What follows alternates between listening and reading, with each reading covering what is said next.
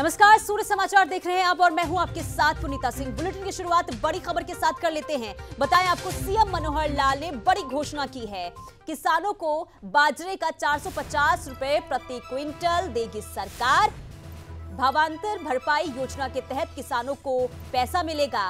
बाजरे की खरीद को लेकर सीएम ने ये घोषणा की है। बताएं आपको, एमएसपी और रेट के बीच का अंतर कम होगा, ये सीएम मनोहर लाल ने कही है। मंडियों में सुचारू रूप से फसल खरीद चल रही है। तो बड़ी खबर आपको बताएं, किसानों के लिए अच्छी खबर। किसानों को बाजरे का 450 रुपए प्रति क्विंटल सरकार देगी और भावांतर भरपाई योजना के तहत किसानों को पैसा मिलेगा। सीएम मनोहर लाल ने मीडिया से जब मुखातिब हुए तो उन्होंने ये तमाम घोषणाएं की है। बाजरे की खरीद पर किसानों को राहत और बड़ी खबर और अच्छी खबर किसानों के लिए। तो देखिए, एक तरफ जहां बारिश की वजह से किसानों की चिंता लगातार बढ़ती जा रही है, इसी बीच सीएम मनोहर लाल ने एक बड़ी घोषणा किसानों के लिए की है। किसानों को अब बाजरे का 450 रुपए प्रति क्विंटल सरकार देगी। आपको बता दें कि भावांतर भरपाई योजना के तहत ये पैसा किसानों को मिलेगा। साथ ही साथ बाजरे की खरीद को लेकर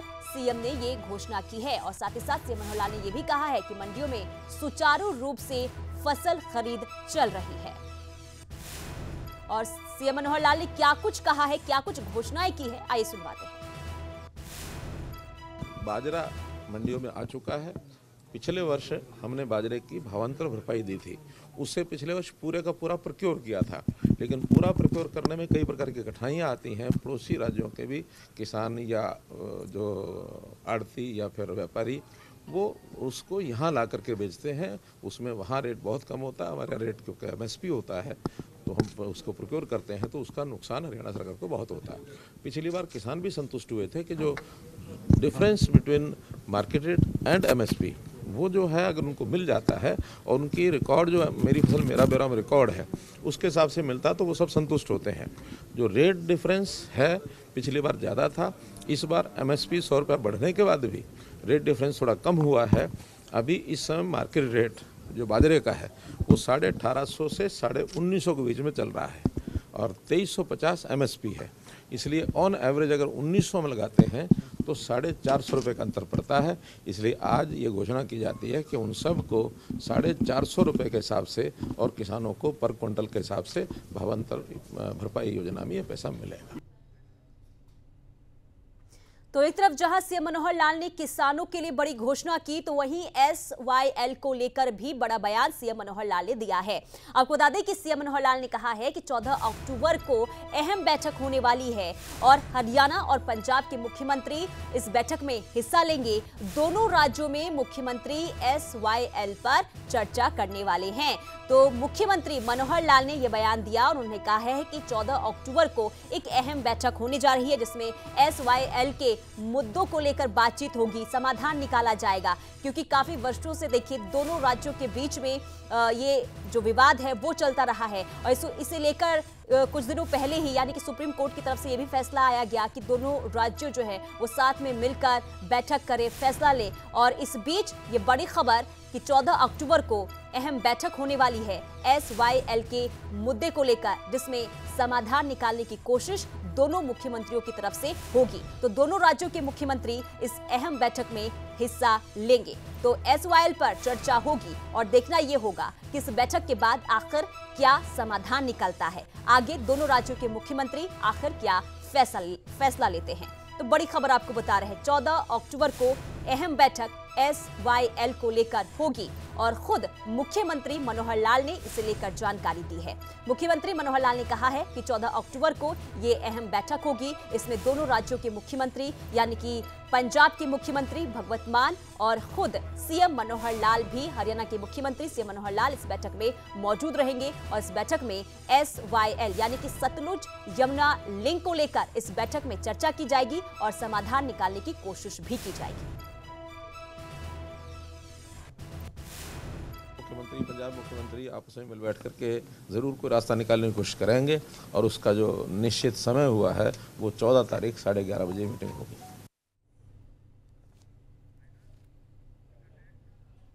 और खबरों में आगे आगे बढ़ते हैं, बात कर लेते हैं आदमपुर उपचुनाव की, जिसे लेकर लगातार बैठकों का दौर जारी है। जी हां, आदमपुर उपचुनाव को लेकर प्रदेश बीजेपी की बैठक जारी है। रोहतक में चल रही है बीजेपी पार्टी के प्रदेश प्रभारियों की बैठक। बीजेपी प्रदेश अध्यक्ष ओम प्रकाश धनखड़ ये बैठक ले रहे हैं। राष्ट्रीय महामंत्री सीटी रवि इस बैठक में मौजूद हैं।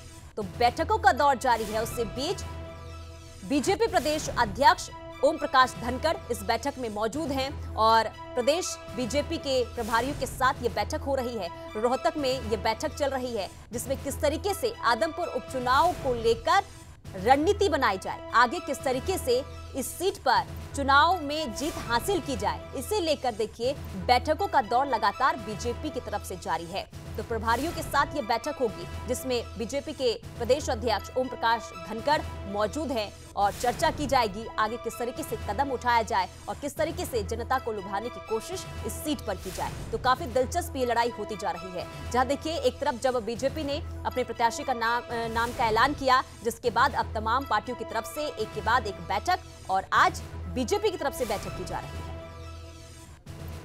और दीपक भारद्वाज हमारे संवाददाता तमाम जानकारी के साथ फोन लाइन पे जुड़े हुए हैं। दीपक, फिलहाल इस बैठक को लेकर क्या कुछ जानकारी, क्या कुछ अपडेट? ये देखिए, बैठक खत्म हो चुकी है और बैठक में ओम प्रकाश धनखड़ जो प्रदेश अध्यक्ष है वो पहुंचे थे और राष्ट्रीय महामंत्री जो है वो टीसी राजू वो भी पहुंचे थे। और इसके अलावा हरियाणा के बहुत से नेता थे जो संगठन से संबंध रखते हैं और आदमपुर चुनाव में उनको कमान भी सौंपी गई है, तो वो सभी लोग बैठक में मौजूद थे। हालांकि ये संगठन को मजबूत करने के लिए बैठक थी और जो राष्ट्रीय महामंत्री टीसी राजू हैं उन्होंने बैठक में संगठन को किस तरीके से मजबूत किया जाए उस पर चर्चा की। लेकिन जब हमने इस बारे में प्रदेश अध्यक्ष ओम प्रकाश धनखड़ से बात की तो उनका ये कहना था कि आदमपुर चुनाव को लेकर भी चर्चा हुई है और आदमपुर चुनाव में किस तरीके से चुनावी रणनीति तैयार की जाए वो सभी चीजें इस बैठक में जरूर चर्चा की गई है। और ओम प्रकाश धनखड़ ने कहा है कि अभी भव्य बिश्नोई जो है उस भव्य बिश्नोई अपना नामांकन करेंगे, लेकिन कहीं ना कहीं उन्होंने विपक्ष पर जरूर निशाना साधा है। उनका ये कहना है कि कांग्रेस पार्टी तो अपना प्रत्याशी ही घोषित नहीं कर पा रही है और हम ये चाहते हैं कि कोई भी पार्टी अगर वहां पर चुनाव लड़ने के लिए आती है तो वो जाति पाति की बजाय काम के आधार पर चुनाव लड़े और जनता के लिए क्या करना है उसको मुद्दा बनाकर चुनाव लड़े, जाति पाति को मुद्दा ना बनाए। तो कहीं ना कहीं कहा जा सकता है कि भारतीय जनता पार्टी इस चुनाव में बिल्कुल पूरी तरीके से सारी ताकत तो क्या दीपक इस बैठक में कार्यकर्ताओं को क्या कुछ दिशा निर्देश दिए गए हैं? क्योंकि देखिए आदमपुर उपचुनाव होने हैं, इसे लेकर क्या जानकारी मिल पा रही है? किस तरीके से देखिए आपने भी जानकारी दी कि संगठन को मजबूत करने के लिए बैठक की गई, ऐसे में क्या कुछ दिशा निर्देश?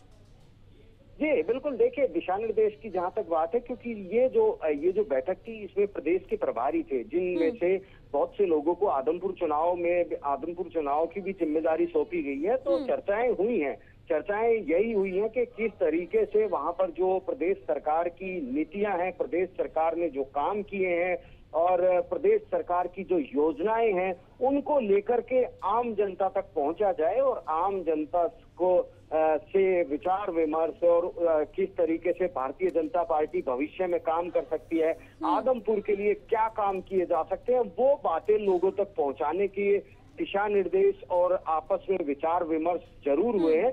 क्योंकि उपचुनाव किसी भी सत्ताधारी दल के लिए बहुत बड़ा चुनाव होता है। अगर उस उपचुनाव में कोई गड़बड़ हो जाए तो सत्ताधारी दल के ऊपर सवाल उठने शुरू हो जाते हैं। तो कहीं ना कहीं काफी बड़ा चुनाव हम इसको मान सकते हैं आदमपुर का। और बिल्कुल बिल्कुल दीपक, और काफी अहम चुनाव ये बीजेपी के लिए भी हो जाता है।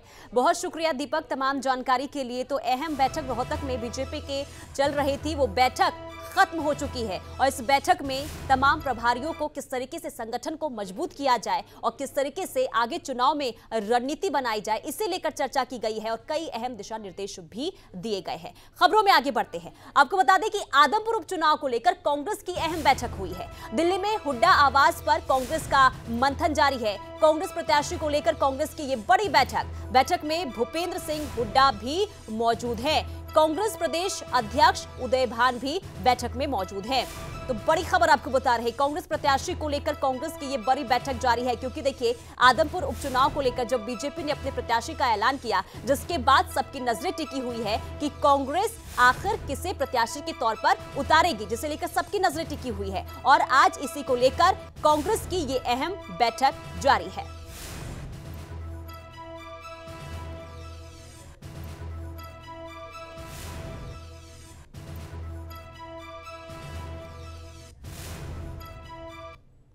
और इधर सूर्य समाचार पर विवेक बंसल एक्सक्लूसिव है और कांग्रेस प्रत्याशी को लेकर बड़ा बयान दिया है।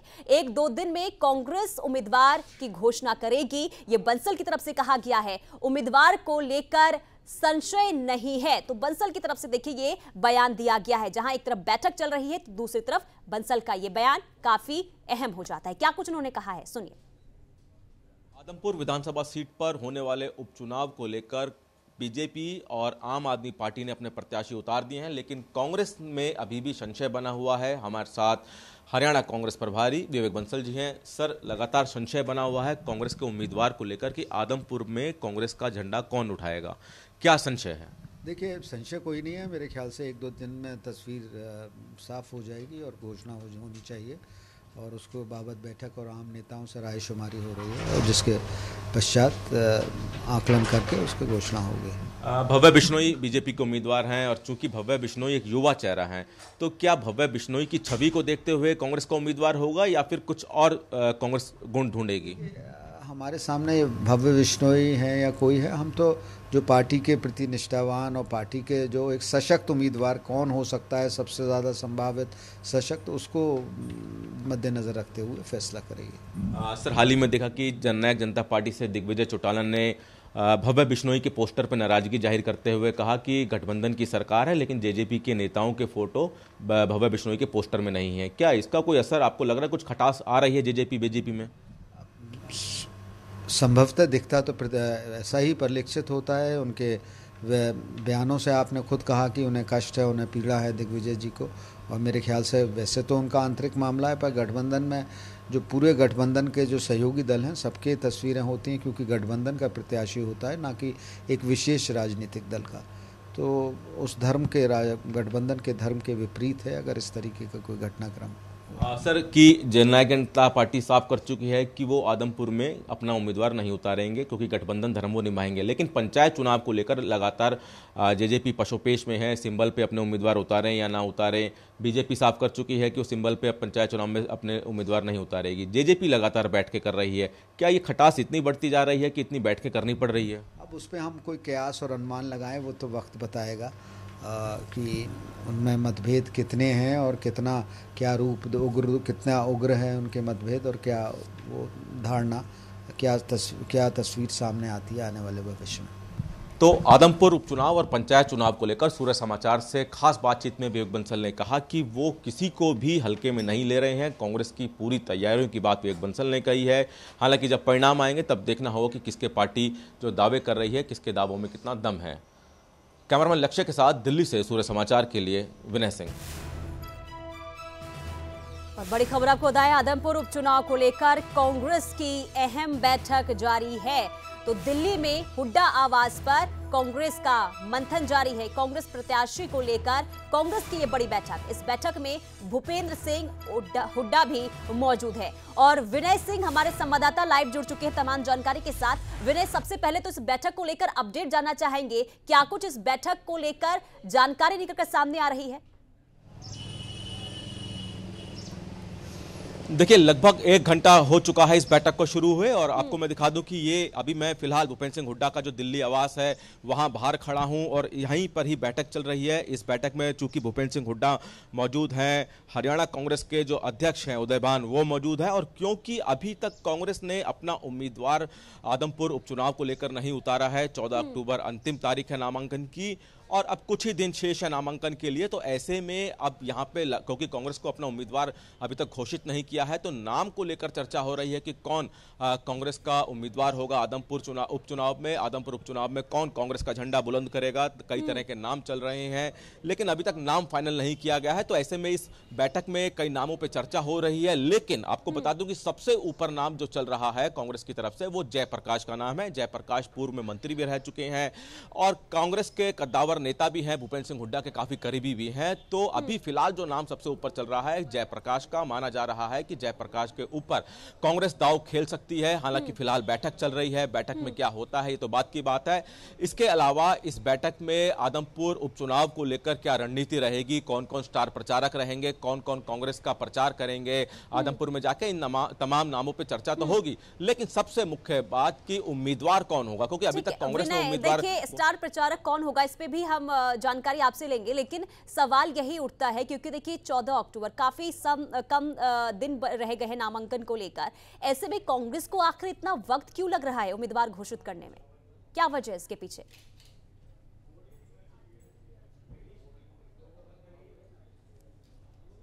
कि ऐसे उम्मीदवार को उतारेंगे जो कद्दावर नेता हो। पहले संपत सिंह का नाम चल रहा था इस लिस्ट में सबसे आगे, कि ये कहा जा रहा था कि कांग्रेस संपत सिंह को मैदान में उतारेगी, लेकिन संपत सिंह मना कर चुके हैं कि वो उपचुनाव नहीं लड़ेंगे।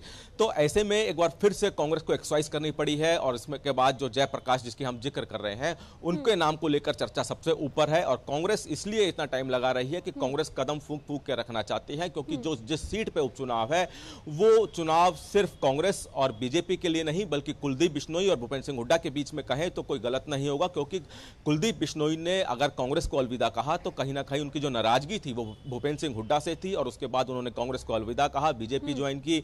बीजेपी ने कुलदीप बिश्नोई के बेटे भव्य बिश्नोई को टिकट दिया। अब कांग्रेस यानी कि खासतौर पर भूपेंद्र सिंह हुड्डा पूरी कोशिश करेंगे कि उस सीट पर जीत हो, इसलिए ऐसा कद्दावर नेता उतारा जाए जिसकी जीत में संशय ना हो। हालांकि लगातार कांग्रेस की तरफ से यह कहा जा रहा है कि आदमपुर जो सीट रही है वो कांग्रेस की सीट रही है, कांग्रेस के उम्मीदवार जीतते आए हैं। तो वहीं कुलदीप बिश्नोई की तरफ से कहा गया कि भजनलाल परिवार का गढ़ है आदमपुर, इसीलिए इतना समय लग रहा है। कांग्रेस चाह रही है कि कोई ऐसा उम्मीदवार हो जो कि टक्कर दे सके भव्य बिश्नोई को, और इसलिए तमाम तरह के नामों पर चर्चा हो रही है। हमारी जब जो हरियाणा कांग्रेस के प्रभारी विवेक बंसल है उन्होंने भी कहा कि 1-2 दिन में नाम फाइनल हो जाएगा और उसी नाम फाइनल के चरण में ये मीटिंग हो रही है, बैठकों का दौर जारी है। कल चंडीगढ़ में बैठक हुई थी, आज दिल्ली में बैठक हो रही है। यहां पे सिर्फ और सिर्फ सबसे मुख्य मुद्दा कि उम्मीदवार कौन हो, किस तरह से चुनाव प्रचार किया जाए, प्रचार के लिए क्या क्या मुद्दे रहेंगे। मुद्दों की बात भूपेंद्र सिंह हुड्डा कर चुके हैं कि उन्होंने कहा कि स्टेट लेवल के मुद्दे रहेंगे, तमाम बातों पे चर्चा। नजर बनाए रखे इस बैठक के बाद क्या कुछ जानकारी निकलकर सामने आती है, इस पर नजर बनाए रखे, तमाम अपडेट्स और जानकारी आपसे लेते रहेंगे। तो देखिए बैठकों का दौर जारी है, जिस तरीके से हमारे संवाददाता ने भी जानकारी दी कि लगातार देखिए कांग्रेस की तरफ से बैठक इसलिए की जा रही है और इतनी देरी इसलिए लग रही है क्योंकि कांग्रेस एक ऐसे प्रत्याशी का ऐलान करना चाहती है जो इस सीट पर जीत पक्की कर सके। खबरों में आगे बढ़ते हैं। केंद्रीय पर्यावरण मंत्री से मिले सीएम मनोहर लाल, बड़ी खबर आ रही है। मुलाकात के बाद सीएम मनोहर लाल का ऐलान, प्रदेश में सिर्फ ग्रीन पटाखे जलेंगे, पराली जलाने की घटनाएं कम हुई है, सरकार ने लगाए हैं उचित प्रतिबंध, लोगों में जागरूकता बढ़ी है। तो केंद्रीय पर्यावरण मंत्री से सीएम मनोहर लाल मिले। मुलाकात के बाद सीएम मनोहर लाल ने ऐलान किया है और उन्होंने कहा है कि उचित प्रतिबंध लगाने में जागरूकता बढ़ी है, प्रदेश में सिर्फ ग्रीन पटाखे जलेंगे। तो पराली जलाने की घटनाएं कम हुई है। सीएम मनोहर लाल ने क्या कुछ कहा है, आइए सुनवाते हैं। आज ही हमारी जो पर्यावरण मंत्री हैं केंद्र सरकार के श्री भूपेंद्र यादव जी से मैं उनकी मीटिंग में से अभी आया हूँ। ऑनलाइन मीटिंग उनके साथ हमारी हुई है और सारे प्रबंध जो हैं वो किए गए हैं, चाहे वो जो अवशेष हैं पराली के रूप में जलाने की घटनाएं न घटें। और इस बार बहुत एक अच्छे रिजल्ट्स हमारे मिले हैं। अभी तक केवल मात्र 81 घटनाएं ही रिपोर्ट हुई हैं, जिनके खिलाफ हमने FIR भी किया, सब किया है। तो लोग उसके लिए बहुत सतर्क हुए हैं। हमने उसमें जो इंसेंटिव्स हैं, 1000 रुपये एकड़ हम देते हैं और जो खरीदते हैं इंडस्ट्री के लोग उनको भी, गौशालाओं के लिए जो अलग से खरीदते हैं उनको 500 रुपये टन अलग देते हैं। तो एक तरफ सीएम का बयान है, लेकिन वहीं दूसरी तरफ पराली जलाने के मामले भी लगातार सामने आ रहे हैं। धान की फसल काटने के बाद किसान पराली में आग लगा रहे हैं। कुरुक्षेत्र में पराली जलाने के मामले कृषि विभाग ने 26 किसानों पर 45,000 का जुर्माना लगाया है। रिपोर्ट देखिए।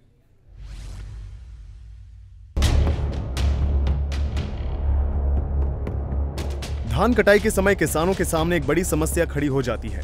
आखिर वो अपनी धान की फसल का अवशेष प्रबंधन कैसे करें?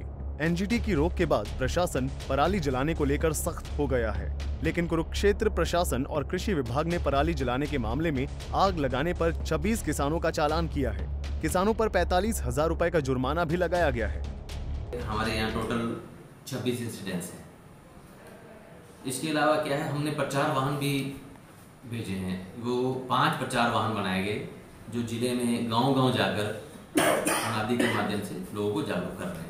आज आया तो आज ही हमने कार्रवाई करने की कोशिश की है और 45,000 रुपये का जुर्माना भी लगाया गया है, जो हमने कलेक्ट कर लिया है। वहीं पराली जलाए जाने को लेकर किसान मीडिया के सवालों से बचते नजर आ रहे हैं। किसानों का कहना है कि बारिश का मौसम है, उनको डर है जमीन भीग गई तो कई दिन तक खेत की जुताई नहीं हो पाएगी। मंडी में तो उठान करा दो ना, मंडी में सही तो ले जाएगी, जिम्मेदार की जीरी गिर जाएगी। जिम्मेदार में तो कलेश होएगा रात ना, जो बरसात पड़ेगी तो उठान नहीं हो रहा। उठान कहाँ हो रहा है? उठान होता तो सड़कों पर जीरी आती क्यों? सर जो अगर इसको रात को आज ना खेत पाया गया नहीं, यूँ खेत नहीं पाया जाता 20 दिन बरसात पड़ने के बाद, अगर इसका इलाज ही नहीं है कोई। कृषि विभाग की तरफ से किसानों को कृषि यंत्र भी 50 से 80% सब्सिडी पर उपलब्ध करवाई जा रही हैं। इस योजना के तहत किसानों को फायदा उठाना चाहिए। कुरुक्षेत्र से सूर्या समाचार के लिए अशोक यादव की रिपोर्ट। और रुक करते हैं बड़ी खबर की ओर। गुरुग्राम की बसई रोड पर एक बार फिर धंसी सड़क। ये बड़ी खबर आ रही है। सड़क धंसने से 10 फीट गड्ढा गहरा हो गया है और 15 दिन पहले धंसी थी सड़क और जीएमडीए के पास बसई रोड की देखरेख की जिम्मेदारी और जीएमडीए पर अनदेखी का आरोप भी लगा है। तो सड़क धंसने से 10 फीट गड्ढा गहरा हो गया है। 15 दिन पहले भी कुछ ऐसी ही घटना सामने आई थी और एक बार फिर यही घटना सामने आई है। तो गुरुग्राम की बसई रोड पर एक बार फिर से सड़क धंसने की खबर निकलकर सामने आई है। तो सड़क धंसने से 10 फीट गड्ढा गहरा हो गया है। बता दें 15 दिन पहले यही खबर आई थी, सड़क धंसी थी और एक बार फिर से हुबहू वही तस्वीर, जहां लगातार देखिए दुर्घटनाएं होने की शंकाएं जो हैं वो बढ़ जाती है। तो जीएमडी पर अनदेखी का आरोप लगा है। तो आपको बता दें कि जीएमडी के पास है बसई रोड की देखरेख की जिम्मेदारी और इसलिए उनकी अनदेखी का आरोप लगा है। तो 15 दिन पहले भी कुछ ऐसी ही खबर सामने आई थी, रोड धंस गई थी और एक बार फिर से गुरुग्राम की बसई रोड पर सड़क धंस गई है और खबर मिल रही है कि 10 फीट ये गड्ढा गहरा है। तस्वीर भी आप देख सकते हैं और कितनी घटनाएं को ये अंजाम गड्ढा दे सकता है, इसे देखकर आप समझ सकते हैं। तो फिलहाल जीएमडी के पास बसई रोड की देखरेख की जिम्मेदारी है, लेकिन उनकी तरफ से अनदेखी की गई ऐसा आरोप लगाया गया है। एक्सक्लूसिव तस्वीर आपको दिखा रहे हैं। गुरुग्राम के बसई रोड की ये तस्वीर है जहां पर सड़क धंसने से 10 फीट गहरा गड्ढा हुआ है और नीरज अंबावता हमारे साथ तमाम जानकारी के साथ जुड़ चुके हैं। नीरज, देखिए एक बार फिर से बसई रोड से वही तस्वीर निकलकर सामने आई है जहां 10 फीट गहरा गड्ढा हो गया है सड़क धंसने से। क्या कुछ जानकारी? जी बिल्कुल, देखिए लगातार जब से बारिश हुई है पिछले 3 दिनों से, उसके बाद कहीं जो है जलभराव हो रहा है तो कहीं सड़कों में गड्ढे हो रहे हैं। और अगर इस गुरुग्राम के बसई रोड की सड़क की बात की जाए जहां 10 फीट गहरा गड्ढा अचानक से हो गया है, तो इसी जगह पर जब 15 दिन पहले बारिश आई थी तो इसी से मात्र 2 फीट दूरी पर भी सड़क धंसी थी और उस बार भी लोगों ने जो है गुरुग्राम के नगर निगम जीएमडीए पर आरोप लगाए थे भ्रष्टाचार के और लापरवाही के, लेकिन उसके बावजूद भी सड़क की कोई रिपेयर नहीं की गई। और अब एक बार फिर एक बड़ा हादसा को जो है न्योता ये कहीं ना कहीं बड़ा गड्ढा 10 फीट गहरा गड्ढा दे सकता है। इसी को देखते हुए ट्रैफिक पुलिस की तरफ से रूट को डाइवर्ट कर दिया गया है, इस सड़क को जो है ब्लॉक कर दिया गया है। लेकिन सवाल आखिरकार वही उठते हैं कि गुरुग्राम में क्यों इस तरह के हादसे होते हैं और क्यों जो सड़कें हैं वो अचानक से धंस जाती है और क्यों लोगों को कब तक जो है सरकार और प्रशासन पर आरोप लगाने पड़ते रहेंगे और कब तक लोगों को सहूलियत मिलती रहेगी। क्योंकि गुरुग्राम की अगर हम बात करें तो प्रदेश की आर्थिक राजधानी गुरुग्राम को कहा जाता है। सबसे ज्यादा रेवेन्यू जो है अकेले गुरुग्राम से जाता है और ऐसे में अगर गुरुग्राम की न सड़कें हैं ना गलियां है, और अगर है भी तो इस तरह के हालात है, तो कहीं ना कहीं अब लोगों को भी सोचने बिल्कुल समझने की नीरज, जरूरत और देखिए जीएमडी के पास बसई रोड की जिम्मेदारी है, ऐसे में क्या उनकी तरफ से कोई बयान सामने आया है? क्योंकि देखिए बार बार इस तरह की घटनाएं सामने आ रही है, आखिर क्यों ऐसी घटनाएं आ रही है सामने? जी बिल्कुल, देखिए अगर हम जिला प्रशासन की बात करते हैं, जीएमडीए की बात करते हैं, तो उनका अभी तक इस पूरे मामले में कोई बयान नहीं आया है। हालांकि गुरुग्राम की ट्रैफिक पुलिस ने जाम के हालातों को देखते हुए और इस घटना की वजह से कोई सड़क हादसा ना हो, इसको देखते हुए वहां बैरिकेड जरूर कर दिया है और साथ ही साथ रोड को भी वहां से जो है ब्लॉक कर दिया है। लेकिन इसमें ठीक है नीरज, बहुत शुक्रिया तमाम जानकारी के लिए। तो गुरुग्राम की खबर हम आपको दिखा रहे थे, जहां बसई रोड पर एक बार फिर से सड़क धंसी और सड़क धंसने से 10 फीट गहरा गड्ढा हुआ है। ऐसे में सवाल यही उठता है, क्योंकि देखिए बार बार इस तरह की घटनाएं सामने आती है, तो आखिर इसका जिम्मेदार कौन है? क्योंकि इस तरीके के जो खबरें सामने आती है कई बड़े हादसों का को न्योता भी देती है। ऐसे में सवाल यही कि आखिर इसका जिम्मेदार कौन है। बहरहाल इस बुलेटिन में इतना ही। देखते रहिए सूर्य समाचार।